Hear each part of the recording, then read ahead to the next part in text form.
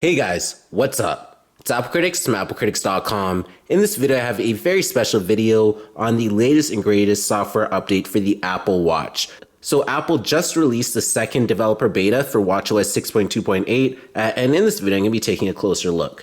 So yesterday, Apple launched iOS 13.6 Beta 2, and today they just released Apple WatchOS 6.2.8 Beta 2 for developers. So once again, Apple did skip WatchOS 6.2.7 for some reason, and now the current version that is available to the public is WatchOS 6.2.6, which was just released last week. So I was able to take a closer look at this particular update, and there's no new features yet. It's more so all about bug fixes and general improvements. Now, if we go ahead and take a look at the particular build number, so if you just simply go into settings,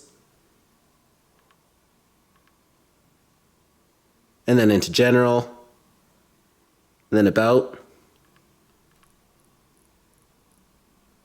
you're going to see this is the software version, so WatchOS 6.2.8, and in terms of the build number, it's 17U5545C, so that is the build number. So last week, the build number was 17U5535E, so now it is 5545C. So that is a new amendment after updating to WatchOS 6.2.8 Beta 2. Now, it was a really simple update. All I have to do is just be a developer in order to be a part of this update. So you can see it was just only 82 megabytes, so that's a rather small update if you're already coming from the original WatchOS 6.2.8 Beta 1. Now, the new features include a Apple News Plus audio service that's coming to iOS 13.6. There's also additional controls to manage software updates. And then there is the new symptom section in the Health app.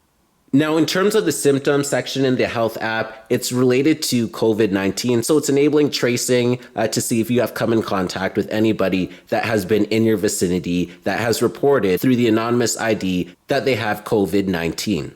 Now, many users in Beta 1 were reporting issues with Bluetooth, so that officially has been fixed in Beta 2, so that's good to see that you can now pair all your Bluetooth-enabled devices, such as your AirPods, with your Apple Watch again, so that's good that Apple fixed the Bluetooth issue. Now, the overall performance is pretty good with this update. It's still pretty snappy. I don't have any negative to say about the overall performance. There's no lag whatsoever, and it's still pretty fluid, so there's a lot of fluidity within this overall update, and it's just as snappy as I remember. Now, in terms of the battery life is about the same as the last beta and the previous software updates. So ever since WatchOS 6.2.1, I noticed that the battery has been decreasing and dramatically bad. And this is on my Watch Series 4, so that is just a really interesting assumption. So you shouldn't expect any better battery life improvement. So if your battery has been good, expect it to be good. And if it's constantly been draining and bad, just expect it to be just like that. So I've just been noticing battery drains ever since WatchOS 6.2.1. So that is my opinion on the battery.